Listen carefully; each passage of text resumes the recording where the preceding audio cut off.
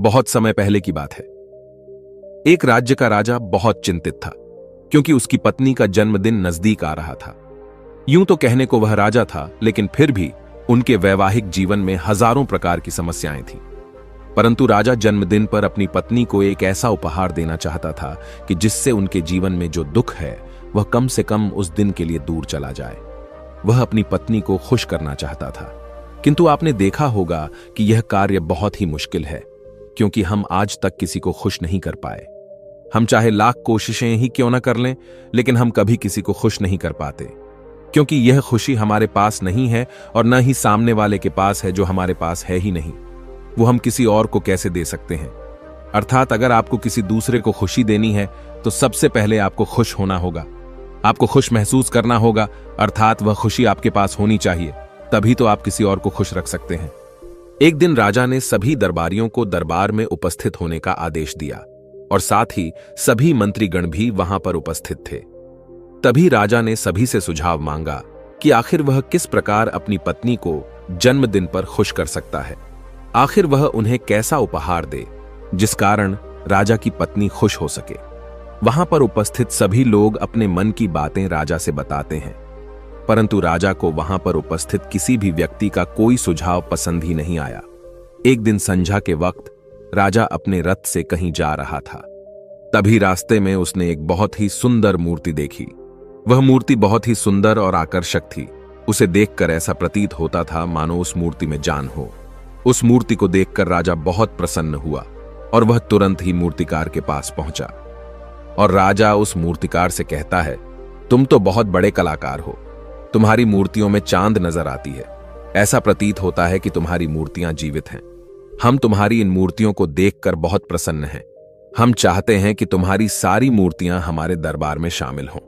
यह सुनकर वह मूर्तिकार बहुत प्रसन्न हुआ, जैसे उसे कोई खजाना मिल गया हो। लेकिन तभी राजा ने उस मूर्तिकार से एक और बात कही, देखो, मैं चाहता हूं कि तुम मेरे दरबार में शामिल हो जाओ, किंतु उससे पहले तुम्हें हमारे लिए हमारी रानी की ऐसी मूर्ति बनानी होगी जिसे देखकर वह खुश हो जाए और अपने सारे दुख दर्द भूल जाए। और यदि तुम ऐसा न कर सके तो मैं तुम्हारा सर धड़ से अलग कर दूंगा। राजा के मुख से यह सुनकर मूर्तिकार घबरा गया, उसके पसीने छूट गए। वह राजा को मना भी कैसे करे, इसीलिए उसने न चाहते हुए भी राजा को स्वीकृति दे दी। राजा उस मूर्तिकार की बात सुनकर बहुत प्रसन्न हुआ और वो वापस महल लौट गया। लेकिन उधर दूसरी तरफ जो मूर्तिकार अब तक बहुत प्रसन्न था, जो अपने मन से मूर्तियां बनाया करता था, जो हमेशा खुश रहता था, अब वह दुखी हो गया था। वह गहरे दुख में चला गया था।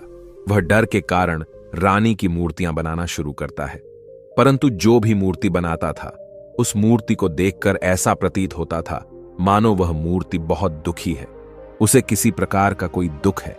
एक के बाद एक उसने कई सारी मूर्तियां बना डाली, परंतु कोई भी मूर्ति ऐसी नहीं थी जिसे देखकर कोई भी खुश हो सके, जिसे देखकर यह प्रतीत हो कि मानो उस मूर्ति में जान है और वह मूर्ति देखकर कोई भी अपना दुख भूल जाए। और यह इस कारण हो रहा था क्योंकि मूर्तिकार भीतर से बहुत दुखी था, जो उसकी मूर्तियों के रूप में साफ और स्पष्ट नजर आ रहा था।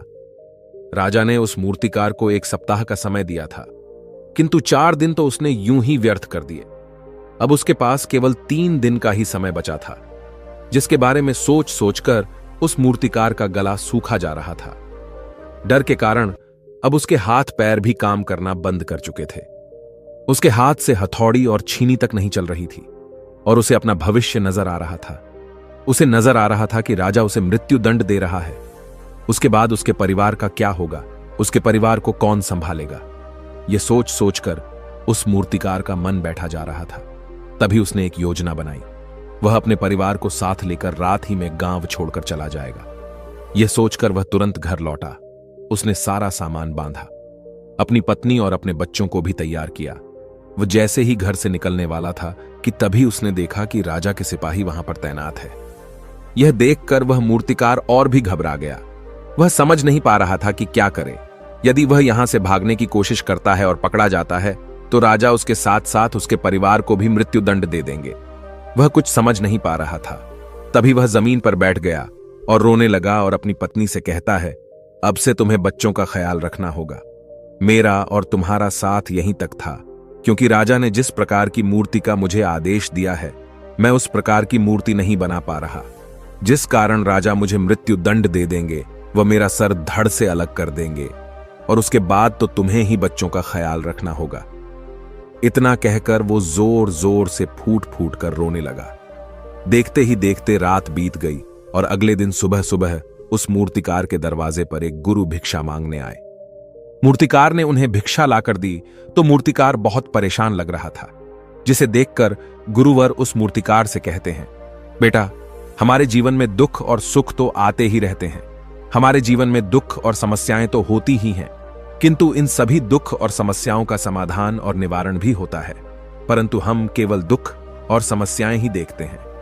उन दुख और समस्याओं के छिपे निवारण और समाधान को हम कभी नहीं देख पाते। यदि तुम ध्यान से देखोगे तो हर समस्या का समाधान है और हर दुख का निवारण भी है। मैं यह अच्छी तरह जानता हूं कि तुम यहां से अपनी पत्नी और बच्चों को लेकर भाग जाना चाहते थे, किंतु ऐसा हो नहीं सका। उस मूर्तिकार ने जब गुरु के मुख से यह बातें सुनी तो वह उनके चरणों में जा गिरा और हाथ जोड़कर उन गुरुवर से कहता है, हे गुरुवर, आप ही बताइए मैं क्या करूं। राजा ने मुझे मूर्ति बनाने का आदेश दिया है, किंतु मैं चाहकर भी मूर्ति नहीं बना पा रहा, और यदि मैंने मूर्ति नहीं बनाई तो राजा मुझे मृत्यु दंड दे देंगे, और उसके बाद मेरे परिवार का क्या होगा, उनका ख्याल कौन रखेगा। तभी गुरुवर उस मूर्तिकार से कहते हैं, बेटा, आंख बंद कर लेने से कुछ नहीं होने वाला, क्योंकि दुख और समस्याएं तो वहीं की वहीं खड़ी रहती हैं। ध्यान देने और कर्म करने से सब कुछ बदल जाता है। यदि तुम केवल आंखें बंद करके यह सोचोगे कि तुम्हारी समस्याएं चली जाएंगी तो ऐसा कभी नहीं होगा। इतना कहकर उन गुरुवर ने उस मूर्तिकार के कानों में कुछ कहा और उसके बाद वह वहां से चले गए। उन गुरु के वहां से चले जाने के बाद वह मूर्तिकार महल गया, जिसे देखकर राजा उस मूर्तिकार से कहता है, लगता है तुमने समय से पहले ही एक अद्भुत मूर्ति तैयार कर ली है। बताओ वो मूर्ति कहां है, मैं भी उसे देखना चाहता हूं। इस पर मूर्तिकार जवाब देते हुए कहता है, महाराज, अभी तक मैंने मूर्ति तैयार नहीं की है, परंतु आपके दिए हुए समय पर मैं अवश्य ही वह अद्भुत मूर्ति तैयार कर लूंगा। लेकिन उससे पहले मेरा एक बार महारानी से मिलना बहुत आवश्यक है, अन्यथा वह अद्भुत मूर्ति तैयार नहीं हो पाएगी। राजा ने उस मूर्तिकार की सारी बातें ध्यानपूर्वक सुनी और उसके बाद राजा ने मूर्तिकार को महारानी से मिलवाया। मूर्तिकार महारानी से मिलने के बाद महारानी से प्रश्न करते हुए कहता है, महारानी जी, किसी भी औरत के जीवन का सबसे बड़ा दुख क्या हो सकता है। इस पर महारानी जवाब देते हुए उस मूर्तिकार से कहती हैं, किसी औरत का मानव बन पाना उसका सबसे बड़ा दुख है। तभी वह मूर्तिकार महारानी से एक और प्रश्न करते हुए कहता है, महारानी जी, किसी औरत के जीवन का सबसे बड़ा सुख क्या है। महारानी उस मूर्तिकार के इस प्रश्न का जवाब देते हुए कहती हैं, किसी भी औरत के जीवन का सबसे बड़ा सुख उसके पति और उसके बच्चों का उसके पास होना है। महारानी के मुख से अपने प्रश्नों का जवाब जानकर मूर्तिकार बहुत प्रसन्न हुआ और उनसे आज्ञा लेकर वह वापस अपने घर लौट आया, और अब से वह दिन रात उस मूर्ति पर काम करने लगा। देखते ही देखते पूरे 3 दिन पूरे हो गए। आखिरकार रानी के जन्मदिवस वाले दिन वह मूर्तिकार उस मूर्ति को लेकर राजमहल पहुंचता है। लेकिन अब राजा के मन में यह बेचैनी थी कि पता नहीं उस मूर्तिकार ने आखिर कैसी मूर्ति बनाई होगी, पता नहीं वह मूर्ति महारानी को पसंद आएगी भी या नहीं। इस प्रकार के कई प्रश्न राजा के मन में चल रहे थे। राजा के मन की बेचैनी लगातार बढ़ती ही जा रही थी, लेकिन उधर दूसरी तरफ राजा को उस मूर्तिकार पर पूर्ण विश्वास भी था, क्योंकि राजा ने पहले ही उस मूर्तिकार के हाथों की कला देखी हुई थी। इसलिए एक तरफ उनके मन में यह भी विचार चल रहे थे कि उस मूर्तिकार ने जरूर ही अद्भुत मूर्ति बनाई होगी।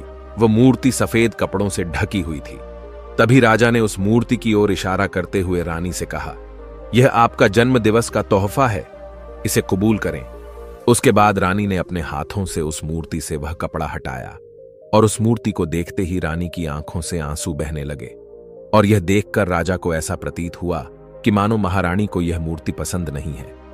इसलिए राजा ने तुरंत ही क्रोधित होकर अपने सिपाहियों को आदेश दिया और उस मूर्तिकार को बंदी बनवा लिया। लेकिन तभी महारानी राजा से कहती हैं, रुकिए, इस मूर्तिकार ने तो मेरा दुख और सुख एक ही मूर्ति में निकाल दिया है। इस मूर्ति में मेरे पति मेरे साथ है और मेरे हाथ में मेरा बच्चा है।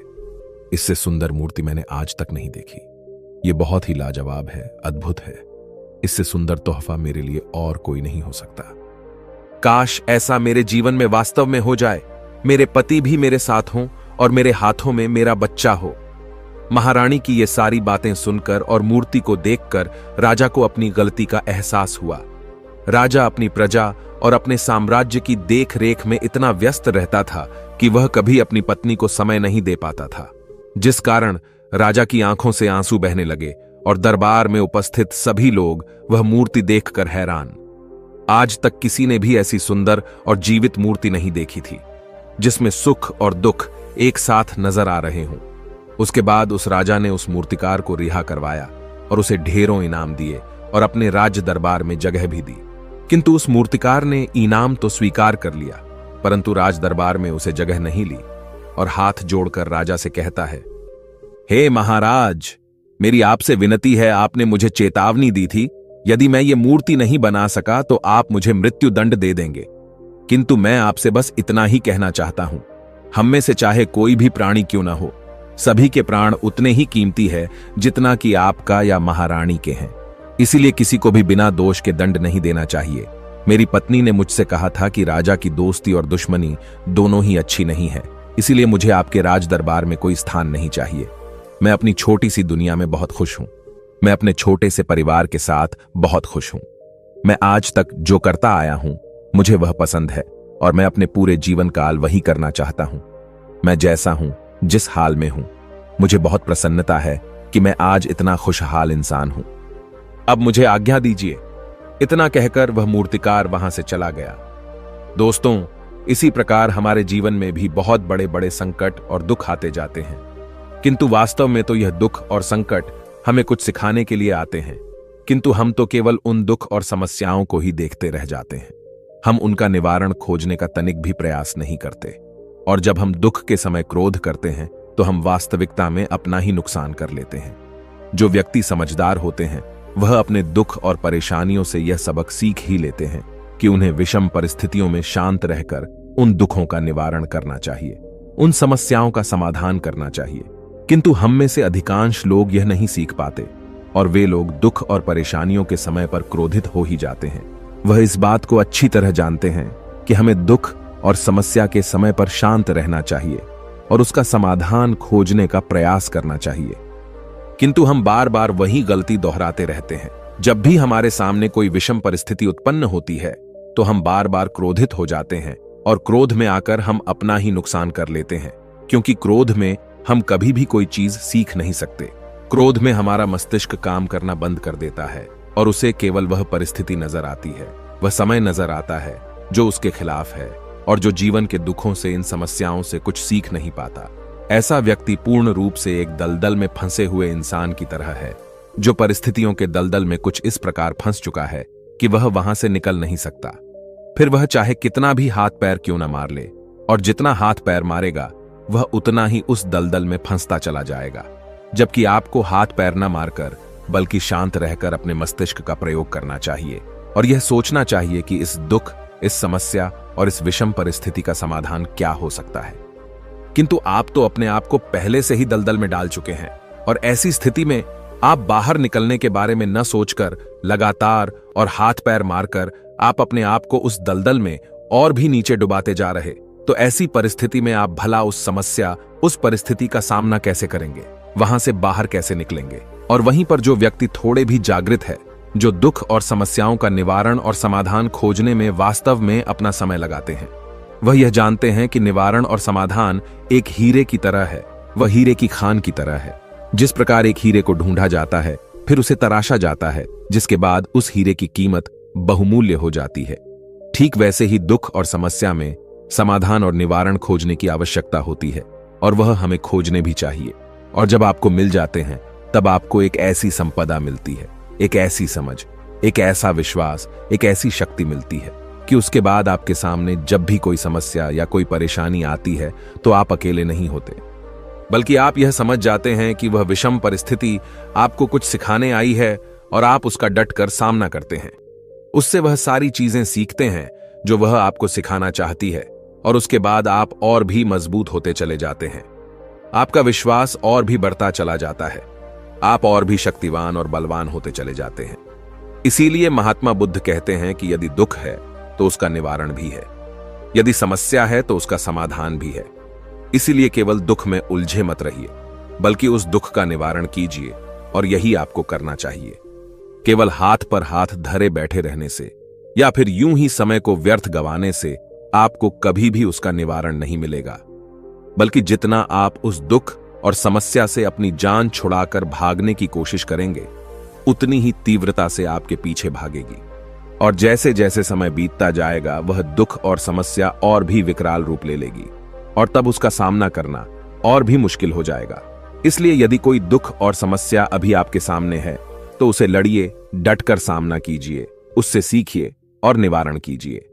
दोस्तों, आपने आज के इस वीडियो से क्या सीखा, वह मुझे आप कमेंट में बता सकते हैं। इसी के साथ में उम्मीद है कि आपको आज की वीडियो पसंद आई होगी।